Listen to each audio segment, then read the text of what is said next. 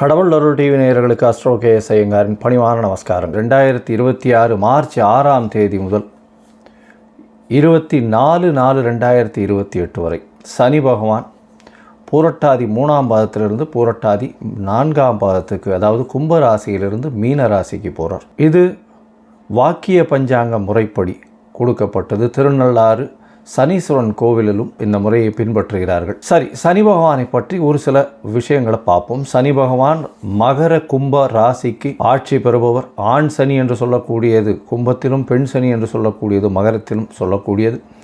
10-11ஆம் வீடுகள் காலபுருஷ தத்துவத்தின் 10-11ஆம் வீடுகளை இருக்கக்கூடிய விஷயங்கள், அதாவது தொழில், கர்மா, இது விஷயங்களை சொல்லக்கூடியது, லாபங்களை சொல்லக்கூடியது, மூத்த சகோதரரை பற்றி சொல்லக்கூடியது, உங்களுடைய பூர்வ புண்ணியங்கள், எந்த வகையான விஷயங்கள், இது எல்லாத்தையும் சொல்லக்கூடியது.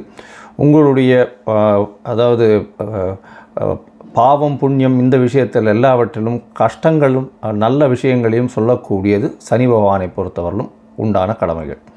சரி, சனி பகவானை பொறுத்தவரையிலும் பார்த்தீங்களேனால் சனி பகவான் பொதுவாகவே கர்மகாரகன்னு சொல்லக்கூடியவர்.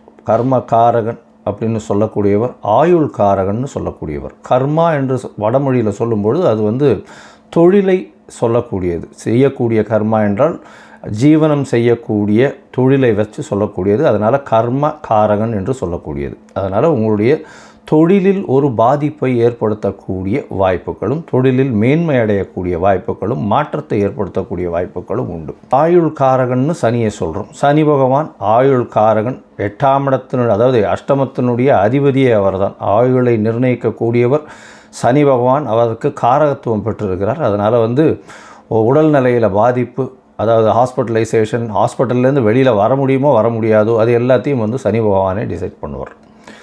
சரி, இப்போ சனி பகவானை பற்றி பார்க்கும்பொழுது சனி பகவான் ஒரு ராசிக்கும் பார்த்தாலேனால் 2.5 வருஷம் இருப்பார். ஏன்னா மெதுவாக செல்லக்கூடிய கிரகம். கிட்டத்தட்ட பார்த்தாலேனால் 22.5 வருஷத்துலேருந்து அவர் 7.5 வருஷம், அதாவது உங்களுடைய ராசிக்கு முன்னும் பின்னும் இருக்கக்கூடிய ராசிகளில் இருக்கும்போது 7.5 வருஷம் 7.5 சனின்னு சொல்லக்கூடியது.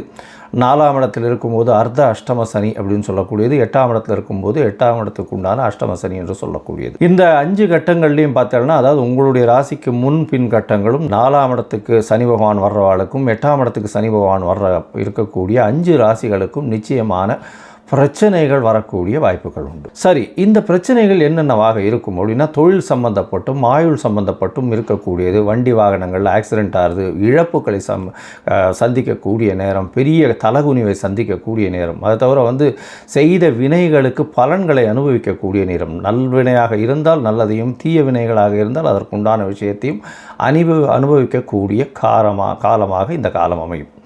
அது எப்படி சார் சொல்கிறீங்க அப்படின்னா, சனி பகவான் துலாத்தில் உச்சம் பெற்று மேஷத்தில் நீச்சம் பெறுகிறார். துலாம் என்பது துலாக்கோல் என்று சொல்லக்கூடியது. உங்களுடைய நன்னடத்தை தீய நடத்தை ரெண்டத்தையும் ஒன்றாக வச்சு சமமாக பலன் கொடுக்கக்கூடியவர். அதனால் மிகவும் எச்சரிக்கையாக, இவருடைய காலகட்டங்களில் எச்சரிக்கையாக இருக்கிறது நல்லது. இந்த 7.5 சனி காலகட்டங்களில் உணவுகளில் கட்டுப்பாடுகள் ரொம்பவும் முக்கியம். அது தவிர உடலில் வியர்வை வெளிவர உழைப்பது ரொம்பவும் நல்லது. அது தவிர கீழ்த்தட்டு மக்களுக்கு உதவி செய்வது மிகவும் நல்லது. அதாவது எளிய பரிகாரம்னு சொன்னால் இந்த எளிய பரிகாரம்.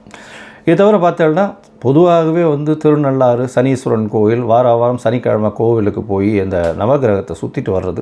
அது தவிர சனிக்கிழமைக்கு எள் விளக்கு போடுறது, குறைந்தபட்சம் 3லிருந்து 8 வெள்ளி விளக்காவது போட்டுட்டு வர்றது. அது தவிர 8 வாரங்கள் சென்று சுற்றி வருவது. இது காக்கைக்கு சாதம் வைப்பது, காக்கை தயிர் சாதம் வைப்பது. விநாயகர் கோவிலில் தயிர் சாதம் சனிக்கிழமை விநியோகம் செய்வதற்கு கொடுப்பது. விநாயகருக்கு சதுர தேங்காய் உடைக்கிறது. ஆஞ்சநேயருக்கு வடமாலையோ வெண்ணெய் காப்போ சாத்துறது. ஆஞ்சநேயரும் விநாயகர் இந்த இருவரையும் எந்த கிரகமும் கட்டியதாக இல்லை. அதனால் எல்லா கிரகத்துக்கும் உண்டான பிரீத்தியாக எல்லா கிரகத்துக்கும் உண்டான பிரீத்தியாக பிள்ளையாரையும் ஆஞ்சநேயரும் சொல்கிறது ரொம்பவுமே முக்கியம். அது தவிர பார்த்தோம்னா, சனி பகவான் உங்களுடைய எந்த ராசியில் இருக்காரோ, அதாவது இப்போ மீன ராசியில் இருக்கார், மீன ராசியிலிருந்து அவருக்கு 3, 7, 10 என்ற 3 பார்வைகள் உண்டு. சனி பகவான் இருக்கும் இடத்தை விட பார்க்கும் இடத்தை அதிகமாக கெடுப்பார். பார்க்கும் இடம் 3ஆம் இடம் அப்படின்னா, 3ஆம் இடம் அப்படின்றது வர்றது பார்த்தோம்னா ரிஷபம் வருது, கன்னி வருது. அது தவிர பார்த்தேனால் விருச்சிகம் வரும். அதாவது 10ஆம் இடம்னு சொல்லக்கூடியது தனுசு வரும். இந்த 3 இடத்தையும் கெடுக்கக்கூடிய வல்லமை அவருக்கு உண்டு. அதனால் இந்த 3 இடமும் யார் யாருக்கு என்னென்ன பாவங்களாக வருதோ அது கெடக்கூடிய வாய்ப்புகள் மிகவும் அதிகம். இப்போது ஒரு ராசியாக மேஷம் முதல் மீனம் வரை இந்த சனி பகவானின் மாற்றம் கும்பத்திலிருந்து மீனத்திற்கு வாக்கிய பஞ்சாங்கப்படி என்னென்ன மாறுதல்களை கொடுக்கும் அப்படின்னு பார்க்கலாம். கணவன் மனைவி பிரச்சனை தீர, பிரிந்தவர்கள் ஒன்று சேர, தகாத உறவில் இருந்து விடுபட, செய்வினை செயலை திசை திருப்பி விட, வழக்கில் வெற்றியடைய, வியாபாரத்தில் முன்னேற்றம் பெற, எதிரிகளை உதிரிகளாக்க, பணம் பொன் பொருள் சேர 11 நாட்களில் உங்களது அனைத்து பிரச்சனைகளையும் கேரள முறையில் பிரசன்னமாக பார்த்து சரி செய்யப்படும். 20 ஆண்டுகளுக்கும் மேலான அனுபவம், அனைத்து நாடுகள் புகழ்பெற்ற கூகுள் ஜெயா டிவி புகழ் மேல்மருவத்தூர் ஞானகுரு அவர்கள் உங்களது அனைத்து பிரச்சனைகளுக்கும் தீர்வு அளிப்பார். இன்றைய தொடர்பு கொள்ளுங்கள் 9500219209. மிதுனம், மிருகசீரிஷம், திருவாதிரை, புனர்பூசம் இந்த 3 நட்சத்திரம் 9 பாதங்களை கொண்ட ராசி. ராசியின் அதிபதி அப்படின்னு சொல்லக்கூடியவர் புதன். உங்களுடைய ராசிக்கு பார்த்தீங்கன்னா 10ஆம் இடத்துக்கு வரார். அதாவது உங்களுடைய ராசிக்கு எவ்வளோ நாளாக 9ஆம் இடத்துல சனி பகவான் இருந்தார். அவர் 6/3/2026 10ஆம் இடத்துக்கு வரப்போகிறார். 10ஆம் இடம் அப்படின்னு சொல்லக்கூடியது கர்மஸ்தானம், தொழில் ஸ்தானம் அப்படின்னு சொல்லக்கூடியது, ஜீவனஸ்தானம்னு சொல்லக்கூடியது. இந்த ஜீவனஸ்தானத்துக்கே காரகத்துவம் படைத்தவர் சனி பகவான் தான். இருந்தாலும் அந்த காரகத்தை அந்த காரகன் போய் அங்கே நிற்கிறதுனால கண்டிப்பாக சிறு சிறு தொல்லைகளை கொடுப்பார். என்ன தொல்லைகளை கொடுப்பார்? வேலைகளில் மாற்றத்தை கொடுப்பார், தொழிலில் மாறுதல்களை கொடுப்பார், தொழில்களில் சில பின்னடைவை கொடுக்கக்கூடிய வாய்ப்பு, சில பேருக்கு மாற்று தொழில் வரக்கூடிய வாய்ப்புகள் நிச்சயமாக உண்டு.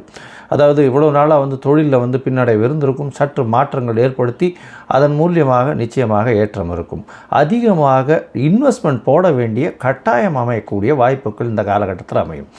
10ஆம் இடத்தில் இருக்கக்கூடிய தொழில் ஸ்தானம்னு சொல்லக்கூடியது, சொந்த தொழில் செய்யக்கூடிய ஸ்தானம்னு சொல்லக்கூடியது, ஜீவனஸ்தானம்னு சொல்லக்கூடியது, ஒருவருடைய வருமானத்தை குறிக்கக்கூடிய ஸ்தானம். 10ஆம் இடத்துல போய் இருக்கிறதுனால இந்த சனி பகவான் உங்களுடைய ராசிக்கு 8-9 அதிபதி. அவர் போய் 10ஆம் இடத்துல போயிருக்கார். இதனால் மறைந்த இடத்திலிருந்து பணம் வரக்கூடிய வாய்ப்புகள் உண்டு.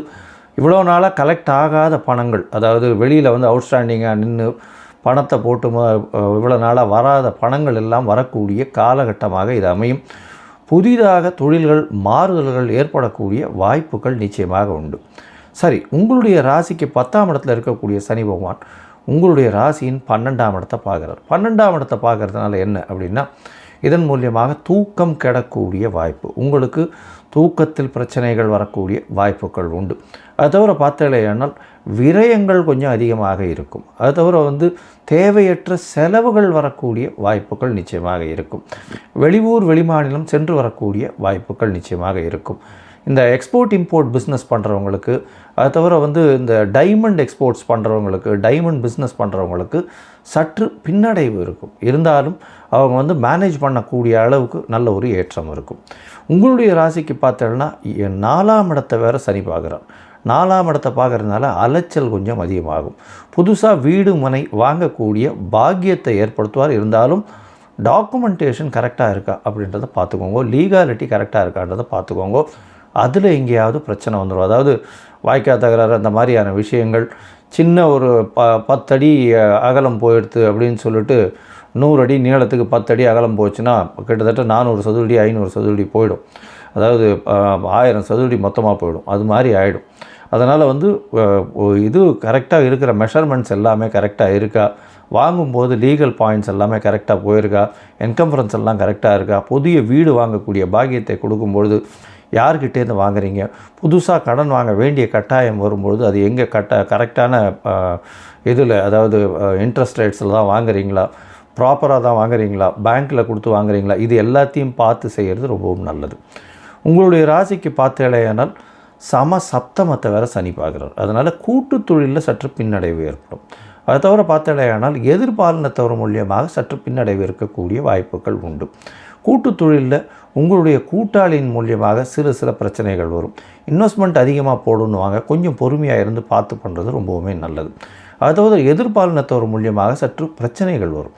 8ஆம் அதிபதி 8க்கு 12 போய் நிற்கிறது, 8க்கு 12ஆம் இடத்தை பார்க்குறதுன்றதுனால நிச்சயமாக எதிர்பாலினத்தவர் மூலியமாக தொல்லைகள் வரும். குடும்பத்தில் மனைவியின் மூலியமாகவும் கணவனுக்கு மனைவியின் மூலியமாகவும் மனைவிக்கு கணவன் மூலியமாக தொல்லை வரக்கூடிய வாய்ப்புகள் மிகவும் அதிகமாக இருக்கும். இந்த காலகட்டத்தில் பார்த்தீங்களேயானால் இந்த சனி பகவானுடைய மாற்றம், அதாவது 10ஆம் இடத்துல வர்றதுனால தொழிலில் வந்து நல்ல ஒரு ஏற்றம் இருக்கக்கூடிய காலகட்டமாக இருக்கும். அலைச்சல் கொஞ்சம் அதிகமாக இருக்கும். மொத்தத்தில் பார்க்கும்போது இந்த மிதுன ராசிக்காரர்களுக்கு 10ஆம் இடம் என்று சொல்லக்கூடியது கேந்திரஸ்தானத்தில் சனி பகவான் இருக்கிறது ரொம்பவும் நல்லது. தொழிலில் இவ்வளவு நாள் பின்னடைவு இருந்தது, ஏற்றத்தை கொடுக்கக்கூடிய காலகட்டமாக அமைய போகிறது. அலைச்சல் கொஞ்சம் அதிகமாக இருக்கக்கூடிய காலகட்டம். வெளிநாடு, வெளியூர், வெளிமாநிலம் சென்று வரக்கூடிய வாய்ப்புகள் நிச்சயமாக கொடுக்கக்கூடும். தூக்கம் களையக்கூடிய, தூக்கம் வராமல் இருக்கக்கூடிய வாய்ப்புகள் மிகவும் அதிகமாக இருக்கும். தாயின் உடல்நிலையில் சற்று கவனமாக இருப்பது மிகவும் நல்லது. எதிர்பாலினத்தவரோடு சற்று பொறுப்பாக ஜாகிரதையாக இருக்கிறது ரொம்பவும் நல்லது. கூட்டு தொழிலில் ரொம்பவும் ஜாகிரதையாக இருக்கிறது நல்லது. அதீத முதலீடு போட வேண்டாம். சொந்த தொழிலில் வந்து அதிகமாக முதலீடு போடுறது நல்லது. படிக்கக்கூடிய மாணவர்கள் கான்சன்ட்ரேஷன் அதாவது 10 தடவைக்கு 20 தரம் படிக்கிறது ரொம்பவும் நல்லது. ஏன்னா மறதி வரக்கூடிய வாய்ப்புகள் மிகவும் அதிகமாக உண்டு. காம்படிட்டிவ் எக்ஸாம்ஸில் சிறு பின்னடைவு ஏற்படக்கூடிய வாய்ப்புகள் நிச்சயமாக இருக்கும். போட்டிகளில் சற்று பின்னடைவு ஏற்படக்கூடிய வாய்ப்புகள் இருக்கும். இருந்தாலும் ஜீவனஸ்தானம்னு சொல்லக்கூடிய தொழிலில் நல்ல ஒரு ஏற்றம் இருக்கக்கூடிய வாய்ப்புகள் இருக்கும். உடல் நலத்தில் நல்ல ஒரு ஏற்றம் இருக்கக்கூடிய வாய்ப்பு இருப்பினும் அலைச்சல் இருக்கக்கூடிய காலகட்டமாக இருக்கும். இந்த காலகட்டத்தில் வந்து நீங்கள் அருகில் இருக்கக்கூடிய பாதாள சனீஸ்வரர் அப்படின்னு சொல்லக்கூடிய வாலாஜாபாத் பக்கத்தில் இருக்குது. வாலாஜாபாத் பக்கத்தில் இருக்குது. சென்னை அடுத்த வாலாஜாபாத் பக்கத்தில் இருக்குது. பாதாள சனீஸ்வரரை போய் வழிபட்டுட்டு வாங்க.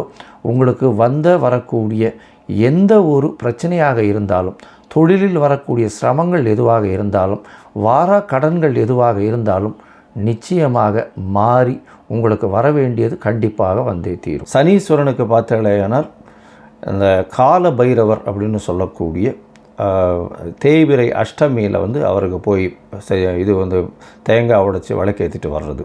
தேய்பிறை அஷ்டமியில் கால பைரவர் எங்கே இருப்பார்? கால பைரவர் வடகிழக்கு மூலையில் எல்லா சிவன் கோவிலையும் இருப்பார். அவர் தான் வந்து கோவிலை கட்டி காக்கிறவர்.